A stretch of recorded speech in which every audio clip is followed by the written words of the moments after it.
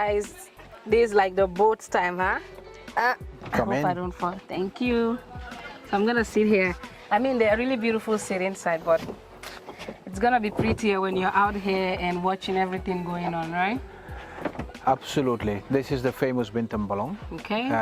which is one of the biggest bolong of the River Gambia. Wow. And this bolong has so much beauty, the sightseeing, the scenery, it's so beautiful. And you might be hearing about all the different species of birds, but in Gambia we just have like 560 different record species of birds.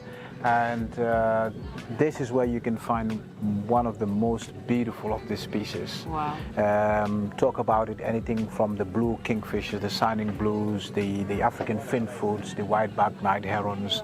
They all breed here. These are beautiful species that you really would love to see them. Nice. The colors sometimes looks like somebody's just painted something. Yes, you know, they're beautiful, beautiful.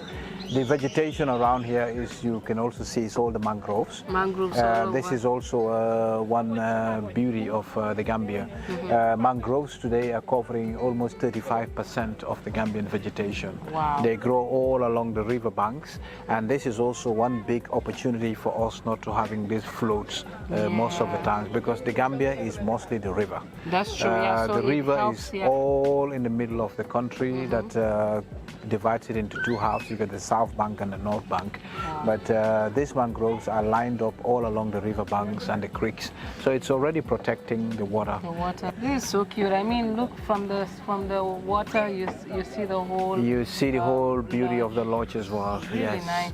This environment is called the AbCa's Creek. We selfishly name it after ourselves. Well, it's a good thing. That is Abdul and Kalain, so Yes, it's called it's AbCa in short, creek. But this is still the Bintam Bolong, which is one of the most famous bolongs in Gambia. The tide comes in every day, so this is completely clear, fresh water. It comes in high tide every 6 hours and goes back every 6 hours. Yeah, because there was a day I was here, the water was going out. I was so amazed. I was like, how does this happen? It goes and up and down. Before so you know, it's back the again. next 6 hours, it will completely go out, and then the 6 hours, it comes back up again. Wow. Yes, absolutely. Nature is indeed beautiful. We do have animals inside, Really? Inside the mangroves? like monkeys. That would be like from the green velvet monkeys, the red colobus, the red paters. You also have sea otters and marsh mongoose also inside. Wow. And this is the reason why this forest of mangroves is all protected nowadays from the Department of Wildlife and Forestry. Yeah, they want to make sure because that it's still most of the birds and the animals that are left are still breeding in this vegetation. So it's really nice to keep as well. This is beautiful. And here pass by, you can see some of our terraces that people would like to sit, and this would give sometimes people a good opportunity to be very close to the birds, to the nature as well. This is beautiful. I mean, it's real beauty. So exciting. It's real beauty. Most of the people might only see creeks in the front, but if you do at any time have an opportunity to go to AbCa's Creek Lodge or anywhere else in the bolongs, you would be amazed the silence, the quiet, the nature that you see. It's completely beautiful. It's beautiful. This is cool. Like, and I also heard that there is some part. I mean, I don't know what part of it, of the River Gambia, that has fresh water. Yes, the River Gambia originally will come from the plateaus of the Fouta-Djallon Highlands in French Guinea. It comes through the east direction of Senegal, and it enters the country at its tip. It runs the whole length of the whole country, empty itself in Banjul. And this is where we have the ocean. And from the ocean going up to the river, 100 sea miles will be all salty because of the ocean. And where the river originated from is all fresh, falling down the waterfall, coming all the way where it enters the country. But from Kuntawur, 100 sea miles away from Banjul, it's going to be all fresh. Fresh water. And that fresh water goes all the way 200 sea miles in this country. So in that fresh part of the water is also where you have the some of the big animals left here, like the hippos, hippopotamus. You also have some crocodiles, and then some baboons and etc. Yeah. This is really cool. I mean, you It's get really all lost beautiful. into nature and you forget Absolute. things are happening. Absolute. And if you are here in these bolongs, in these creeks, you would just hear the sound of nature. Of nature. You wouldn't hear anything else. I love it. Absolutely. It's beautiful. And during the low tide, like we said, the tide goes up and down. Yeah. All along the sides, when the tide drops, you would see oysters. Wow. Oysters are normally also a kind of food in this country, which would be collected by local and the women do it, a and lot. they would paddle in small dugout canoes. They go underneath. Maybe people do not see them mostly doing it. Yeah. But you would never complain anymore if they sell you a pot of oyster And for it's $30 small. or $40 That's and you true, think yes. this is expensive. Yes. The great work they do on these oysters to collect would be paddling like miles and miles away into the bolong. They go underneath, they really have to get a really good machete to chop it off, to put it in their boats to bring it out offshore to be able to boil it and peeling it one by one to get the flesh from it. So the whole journey of a boat ride with collecting it, steaming it, will take them maybe only 5 or 6 pots to sell. See that energy. And for that reason, I think we should give them applause. credit. Yeah, give I them mean, applause these and women should not do really complain. great, and that's the thing I see about Gambian women here. Exactly. They just go massive with whatever they're into. It's beautiful. And that's something I should actually look into doing. I mean, people need to see what these women do with those oysters. It's a lot of work. We have 2 different types of mangroves, interestingly, to tell people. If you take a look straight ahead, you would see the very low ones. They grow more like a tree. And these are the ones you call the white mangrove. And the ones on either side of the boat will grow much taller and high. And this would be the red mangrove. The difference would be the red mangroves will grow like a swamp. And they never stop growing because the fruit that is coming up would be used in the end as the aerial root. So they keep growing till they touch the mud, they become another root. So they never stop growing. And the white mangroves will grow like a tree. They grow like at that level, they would not grow collectively. So they would just remain standing like individual trees. And these are the ones that normally will grow up to 15 meters high sometimes. And the locals would be very busy to collect them because they want to use them for making their houses, for roofing. Yes. The reason is because the saltwater concentration makes it very protective, that insects will not easily bog inside. That's true. Even termites cannot bog inside. Those are birds there. You can see just the pied kingfisher hovering to dive. They hover like crystals. And these are all breeding here. The pied kingfishers is one of the most common kingfisher we have in Gambia. But in Gambia, we also have like 9 different kingfishers. In Europe, you have like only 1 kingfisher.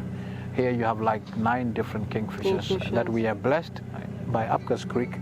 All these 9 kingfishers are breeding around here. And you see them? And you can see them all mostly around here as well. So the ones on the bank there are also all Senegal wattle plovers and spur-wing plovers, and then the pied kingfishers. Wow. Good. See them. Yeah. They're all flopping. Flying, that's the pied kingfisher. That one there, right? And the holes there is where they nest. These pied kingfishers are amazing. They wouldn't be nesting on trees, but they nest in these holes. Okay. So the kingfishers will not nest on the trees, but they would find spots on the holes, and that's where they would nest. So the breeding season just finished, and they just already now trying to train the chicks to fly. Wow. That's this area here. This is cool. It's beautiful. Very beautiful. It's beautiful. And just slightly coming here, you will see some bigger holes. These are the breeding area for the crocodiles as well. People will tell you we do not have saltwater crocodiles, but I do say no to that, because in the rainy season, so much of the fresh water is pushed in because of the rain as well. So the crocs will follow as well, and they use it for breeding. They use it also for food. So in those holes, they would go inside and they would lay their eggs. And crocodiles, they can lay almost like 40 eggs at a time. Wow. They wouldn't have to sit on the eggs. They go up, they lay the eggs, would bury them, and leave it for about 6 or 7 weeks. It hatches, and they would swallow the babies and bring them in the water. So as freshly hatched from crocodiles, they can swim right away.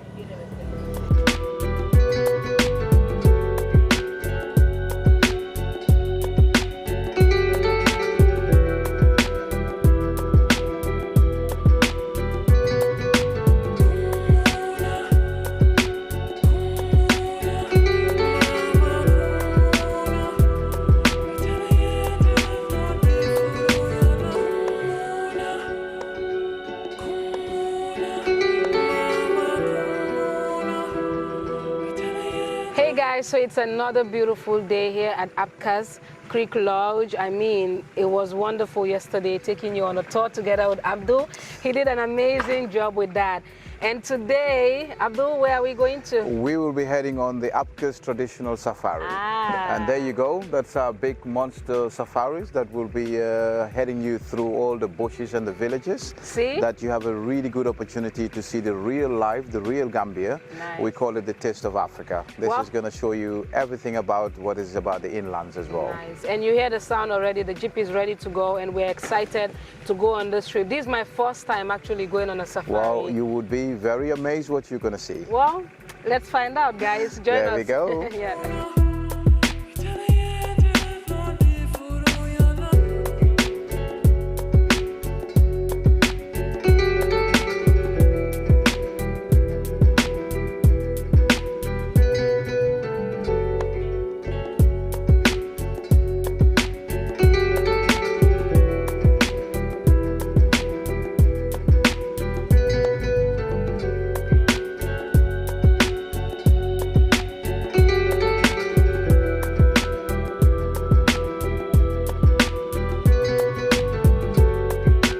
This is the beautiful birds you can see along the drive as well. On that top pole, this is the roller.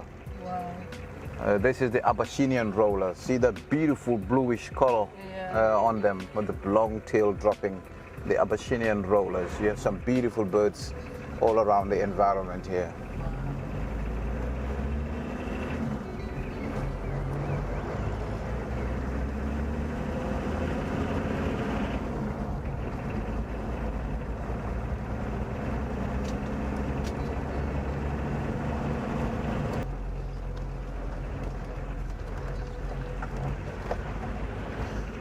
We try to, as much as possible, bring the clients or the tourists close to the communities.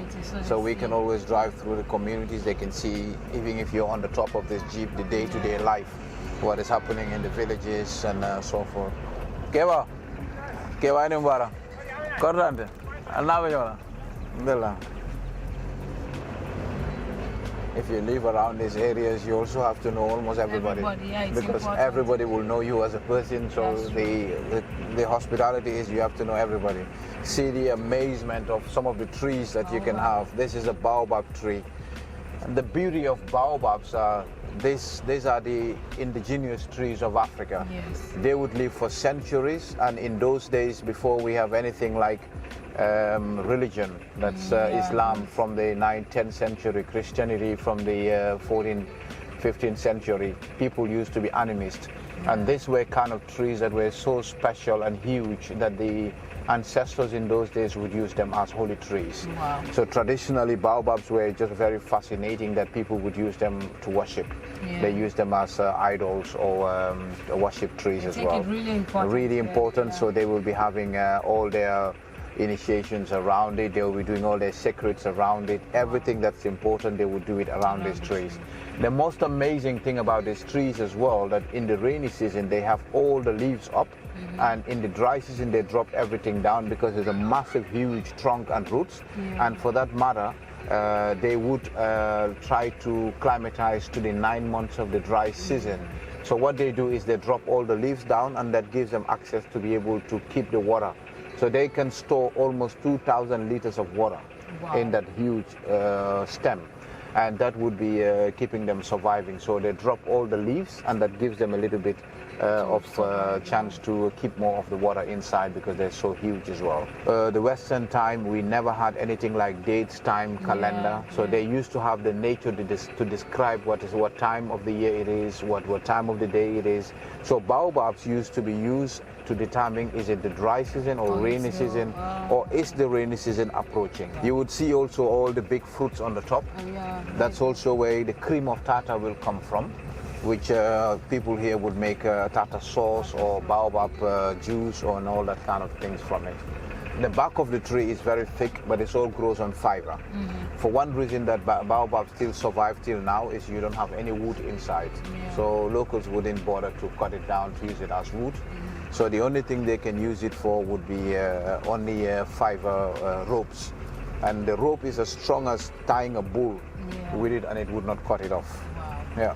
The different kind of trees that you can also have is these ones are all the ron palm trees.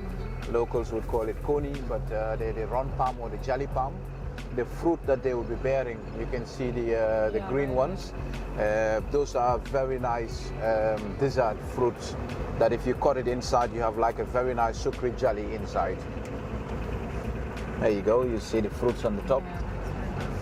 That's the jelly fruit. So they would call the trees the jelly palm trees or the ron palm trees. So this is the beauty of the nature in the inlands. You wouldn't see any big structures here, nothing. This will be complete farmland.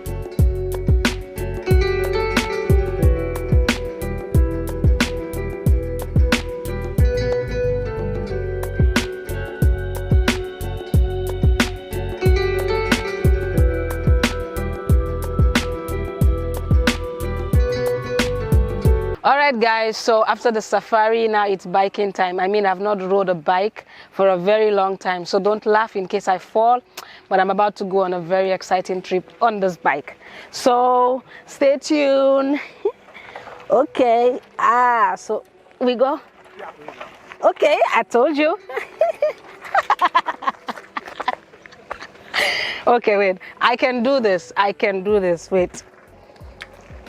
I'm not just like reading in a very, very, very long time. Okay? We go?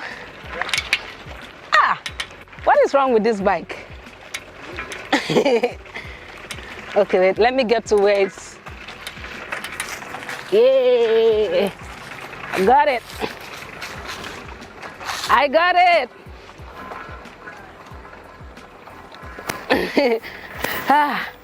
This is like really good exercise. Wow.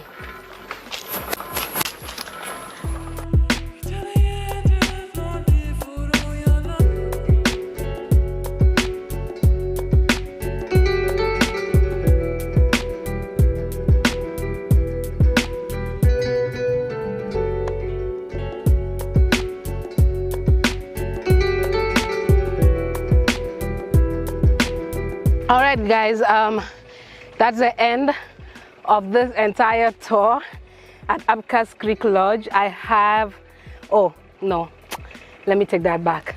I have had a great time, and I'm really excited for all of you to come here and experience what I've experienced from yesterday till today. I mean, the tour within the environment is beautiful. We had an amazing meal. We went on the boat ride. We had the safari, and now I just had the bicycle ride down to the village, and I came back here, and this experience is massive. So all of you should not miss out on this. So book that flight and come here and enjoy this. And if you're already in the Gambia, you know where it is, just at Fonyi, Kaseng village. Come down here and have the best time of your life. That is all from me. I hope you enjoyed this video. If you're new here, do not forget to subscribe. If you have been here from the beginning, thank you so much for your love and support. And do not forget to like, put the comment down there, let me know what you think. And guys, share the video. Share so more people will see and subscribe to the channel. I love all of you, sending you a lot of e-hugs and kisses from the smiling coast of Africa, the Gambia. It's a bye from me, and I'm out.